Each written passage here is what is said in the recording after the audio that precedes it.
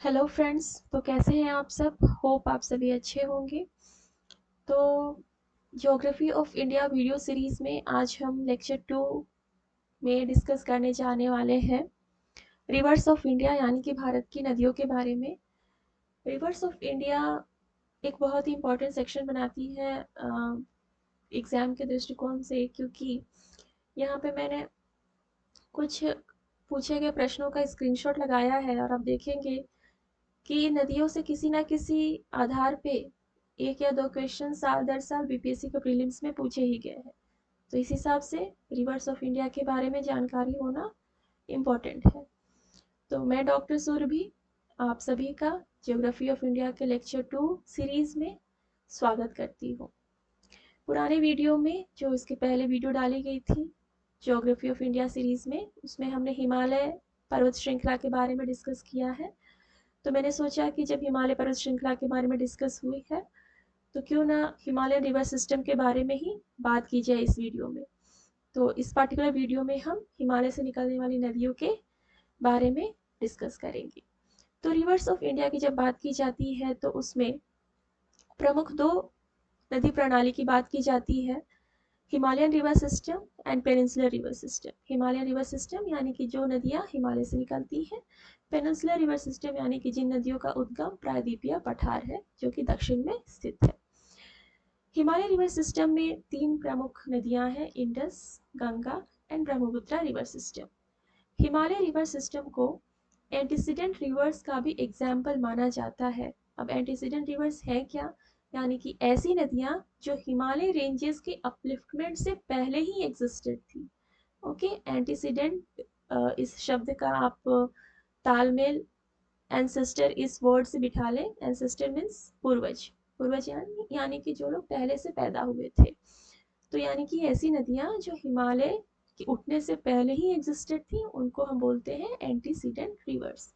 और Himalayan river system जो है इसका बहुत ही अच्छा एग्जाम्पल है।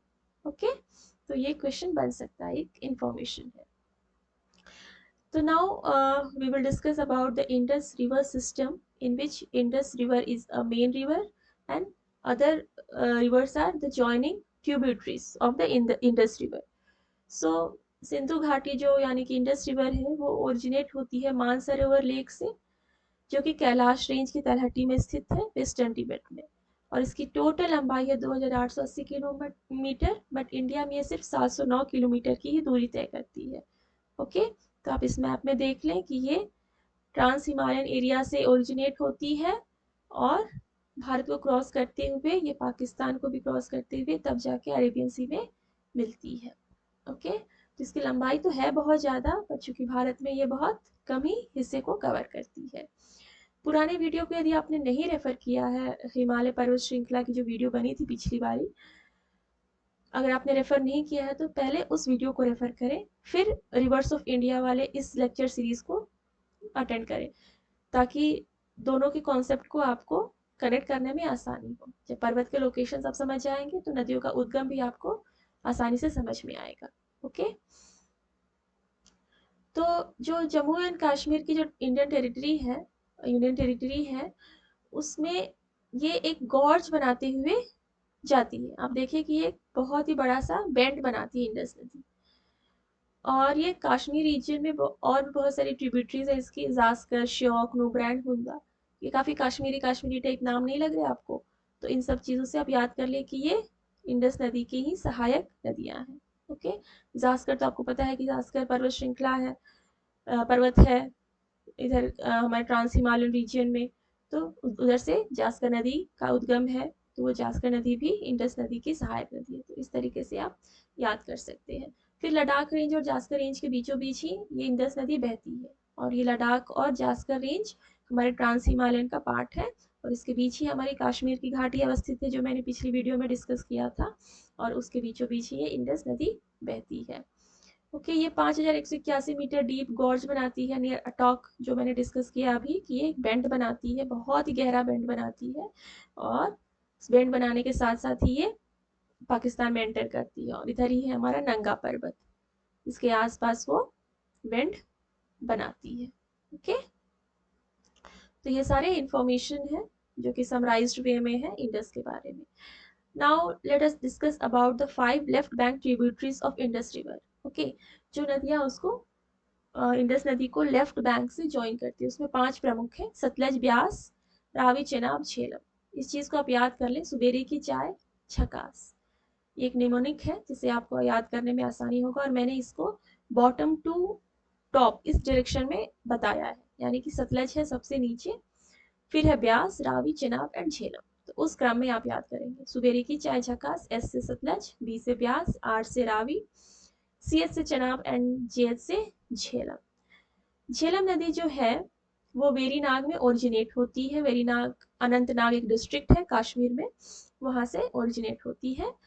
चेनाब है वो बारालाचा पास, लाहौल स्पीति, हिमाचल प्रदेश का एक हिस्सा है, वहां से ओरिजिनेट होती है। और चंद्रा एंड भागा, ये दो नदियां इसको ज्वाइन करती हैं चेनाब नदी को। रावी नदी है वो कुल्लू हिल के पास रोहतंग पास दर्रे से निकलती है। और शाहपुर कंडी डैम प्रोजेक्ट एक ये अपकमिंग प्रोजेक्ट है, प्रपोज्ड प्रोजेक्ट है, जो कि रावी नदी पर बनने वाला है। तो ये आप एक इंफॉर्मेशन के तौर पे याद करेंगे। और रंजीत सागर डैम रावी नदी पर बना हुआ है। ब्यास नदी रोहतंग पास से ये भी ओरिजिनेट होती है, और ये एक ऐसी नदी है जो भारतीय टेरिटरी में ही उत्पन्न होती है और भारतीय टेरिटरी में ही किसी नदी में मिल जाती है। ओके, ब्यास ही एक ऐसी नदी है इंडस नदी की सहायक नदियों में से। बाकी और सब जो झेलम, चेनाब, रावी जो है जिनके बारे में आपने पढ़ा, वो भारत को तो क्रॉस करती है, साथ साथ पाकिस्तान में भी दूरी तय करते हुए अरेबियन सी को मिलती है। पर आप इधर देखें, ब्यास जो है, ब्यास ही एक ऐसी है जो ब्यास ही एक ऐसी नदी है जो छोटे से एरिया को आप देख लें इधर, जो नदी में सॉरी भारत में ही उत्पन्न हो रही है और सतलज में जाके मिल जा रही है। और ये सारा जो इसका मिलना जुलना जो है वो भारतीय टेरिटरी के अंदर ही है। ओके, तो इस चीज को आप याद रखेंगे, ये क्वेश्चन बन सकता है। सतलज रिवर मानसरोवर लेक से ही उत्पन्न होती है, इंडस और सतलज दोनों, जो कि वेस्टर्न तिब्बत में है अवस्थित। और इसकी जो ट्रिब्यूटरी है स्पीति रिवर है, इसकी लंबाई 1450 किलोमीटर है, जो कि इंडस नदी की सबसे लंबी सहायक नदी है सतलज नदी। और भाखड़ा डैम सतलज नदी पे ही बना हुआ है।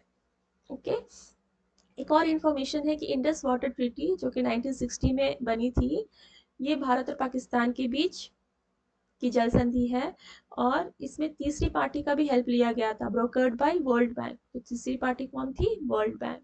इसमें क्या हुआ था कि जो 3 ईस्टर्न रिवर्स हैं, यानी कि जो डाउनवर्ड पोर्शन में जो है सतलज, ब्यास एंड रावी, ये जो 3 नदियां हैं उसका पानी का जो भी उपयोग है वो भारत करेगा।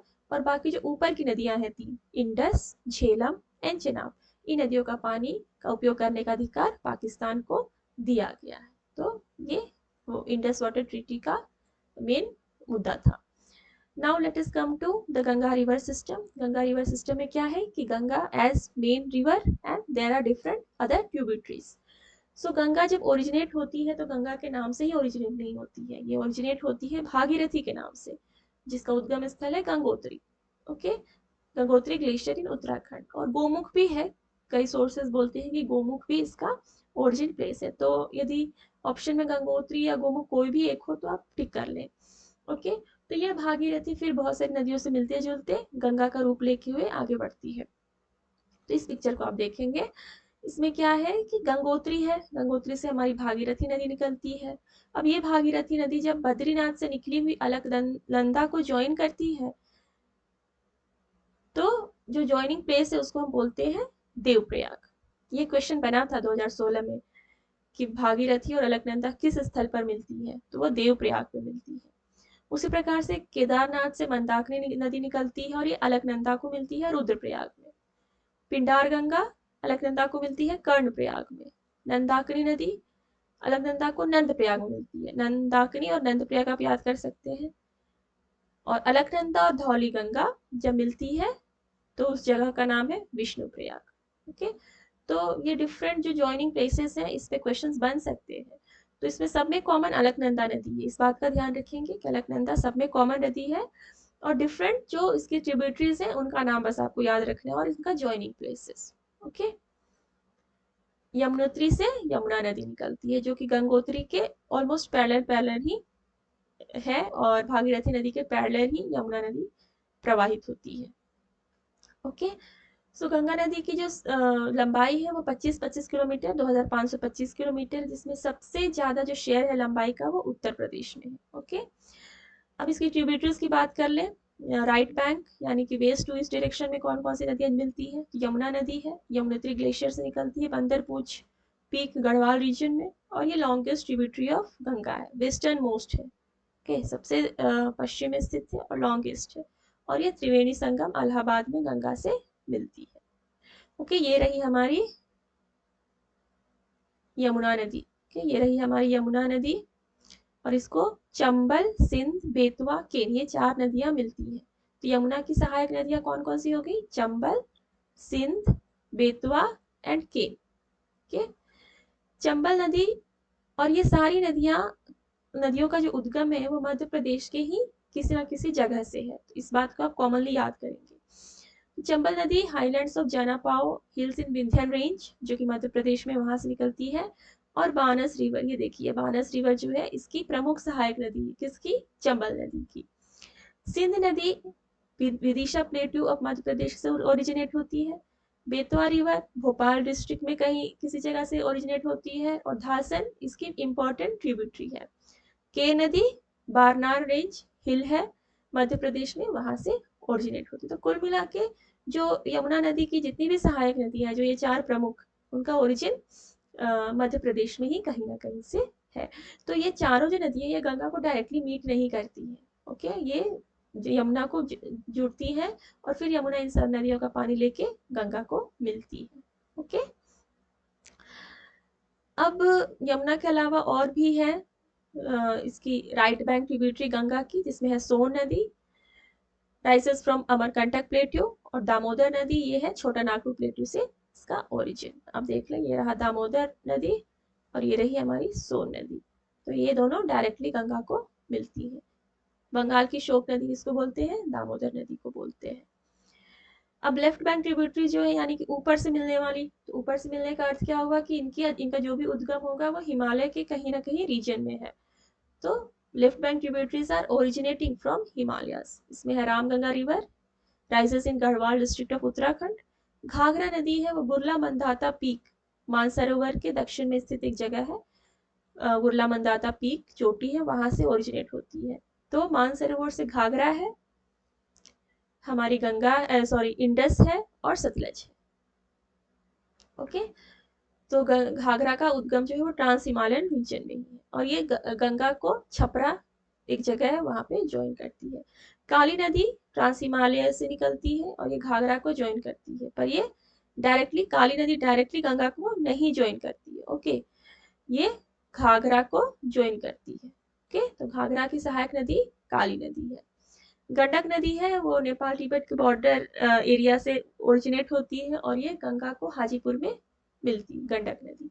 बूढ़ी गंडक हमारे भारत और नेपाल के बॉर्डर के बीच कहीं स्थित है, सोमेश्वर हिल में, और वहां से निकलती है, और ये खगड़िया में मिलती है, गोगरी जमालपुर एक जगह पे गंगा को। कोसी नदी बिहार की शोक नदी है, और ये सिक्किम नेपाल तिब्बत हिमालय से ओरिजिनेट होती है। ओके, तो almost Kosi, Gandak, Kali, Ghaghra, all these are originating from the trans Himalayan regions. Okay, Ramganga है जो भारत में गढ़वाल डिस्ट्रिक्ट में ओरिजिनेट होती है। Okay, now let us come to Brahmaputra river system.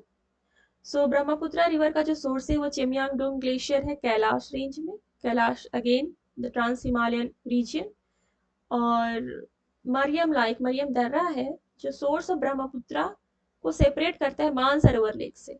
Okay, Kailash range में मानसरोवर लेक है, पर ब्रह्मपुत्र मानसरोवर से नहीं निकलती है, ये दूसरे ग्लेशियर से निकलती है जिसका नाम है चेमयांगडोंग। और कौन सा एक जगह है जो उसको सेपरेट करता है, वो है मरियमला।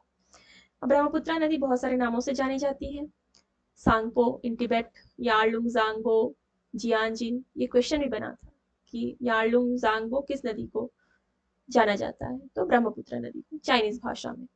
अरुणाचल प्रदेश में इसे सियांग दिहांग नाम से जानते हैं, असम में डिलाओ, बांग्लादेश में जमुना।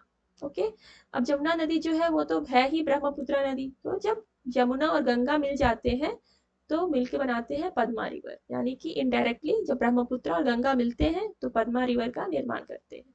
अब जब पद्मा नदी मेघना नदी से मिलती है तो मेघना नदी का निर्माण होता है और मेघना फिर जाके बे ऑफ बंगाल में लास्ट में मिल जाती है।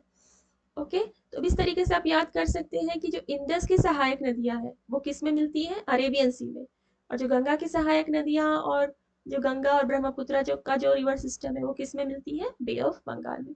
तो लोकेशन के अंडरस्टैंडिंग से आपको इनका जो डायरेक्शन है वो भी समझ में आएगा। Okay, then important tributaries of Brahmaputra river, कुछ प्रमुख नदियां हैं, दिमांग, लोहित, सुबानसिरी, कामेंग, तिस्ता, डिब्रू एंड कलंग, जो कि ब्रह्मपुत्र को मिलती है। In this map you can see the Brahmaputra river system, कैसे ब्रह्मपुत्र नदी बहती है और डिफरेंट अदर ट्रिब्यूटरीज इसको ज्वाइन करती है। जब आप लोग को ये पीडीएफ दिया जाएगा तो आप इसको रेफर करेंगे और इसको समझेंगे। एक सजेशन है आप लोगों को कि जब भी इंडियन ज्योग्राफी या ज्योग्राफी से रिलेटेड कोई भी टॉपिक आपको पढ़ाया जाता है या वीडियो के माध्यम से डिस्कस किया जाता है तो आप अपने साथ एक मैप रखें, या तो आप मोबाइल में खोल लें या प्रिंट निकाल के रखें, या एटलस है तो सबसे अच्छी बात है। तो वीडियो में जब कोई लोकेशन डिस्कस किया जाता है तो आप खुद भी मैप पे लोकेट करने की कोशिश करेंगे। तो इससे क्या है कि वीडियो में तो आप देखते सुनते हैं ही, जब खुद से आप मैप में लोकेट करते हैं तो डबल दिमाग में बैठ जाता है, तो वो अच्छा होता है लोकेशन की अंडरस्टैंडिंग के लिए। क्योंकि ज्योग्राफी क्या है, all about the study of location, हम लोकेशन को ही रिलेटली अंडरस्टैंड करते हैं। तो ये एक अच्छा सजेशन है आप लोगों के लिए। Then one more information is there, river island. Island आपको तो पता ही है, द्वीप, यानी कि एक ऐसा लैंड जो कि समुद्र के पानी से घिरा हुआ है। और रिवर आइलैंड में क्या होगा कि ऐसा द्वीप जो कि नदी के पानी से घिरा हुआ है ना, एक ऐसा लैंड एरिया जो कि नदी पानी से घिरा हुआ है। तो ब्रह्मपुत्र के पानी के कारण एक आइलैंड का निर्माण होता है जो कि रिवर आइलैंड है, जिसका नाम है माजुली आइलैंड, और वो है असम में। ये एक इंफॉर्मेशन है, हो सकता है क्वेश्चन भी बन जाए। तो Majuli island is in Assam. Okay, so this was the information about all the river system of Himalaya, and any other doubt or suggestion you have just share with me. हम उस पर काम करेंगे और बहुत ही जल्द आपको और भी जो डिफरेंट टॉपिक्स उस पर हम वीडियो प्रेजेंट करेंगे आपके सामने। और सबसे इम्पोर्टेंट बात कि इस हफ्ते जितने भी टॉपिक्स आपको पढ़ाए जा रहे हैं ज्योग्राफी से रिलेटेड, उसका हम वीकेंड में सैटरडे नहीं तो संडे एक एमसीक्यू रखेंगे। ओके, ताकि तो वीडियो से आपको भी जो भी डिस्कशन के द्वारा जो भी इंफॉर्मेशन मिला है या जो भी आप नोट्स पढ़ रहे हैं उससे रिलेटेड हम कुछ क्वेश्चंस डिस्कस करेंगे, प्रीवियस ईयर भी क्वेश्चंस कुछ डिस्कस करेंगे, और वो ज़्यादा आपके लिए फ़ायदेमंद होगा। तो आप टेंशन ना लें, हम समय के अवेलेबिलिटी के अकॉर्डिंग आपको चीज़ें जरूर अवेलेबल कराएंगे। Now come to the storm the brain session. इसमें मैंने 2 क्वेश्चन दिए हुए हैं। ओके, और इस 2 क्वेश्चन का उत्तर आप ढूंढने की कोशिश करें, क्योंकि तब मुझे लगेगा कि आप कुछ प्रयास कर रहे हैं या नहीं। इसका उत्तर ढूंढें। ओके, और इसका जो आंसर है ढूंढने के बाद कमेंट में फटाफट रिप्लाई दे। ओके, कमेंट बॉक्स में रिप्लाई दे ताकि मुझे भी पता चले कि हाँ आप भी अपने तरफ से कोशिश कर रहे हैं। ओके, सो हो सकता है कि ये क्वेश्चन पूछे भी जा सके, सो ट्राई करिए, try to find this answers and comment fast. So happy learning. Okay, पढ़ते रहिए, पढ़ाते रहिए, और अपने सुझाव और जो भी सजेशंस हैं, जो भी आपके फीडबैक हैं, वो हमें ज़रूर शेयर करिए, और वीडियो को शेयर करिए, लाइक करिए। Okay, thank you all of you.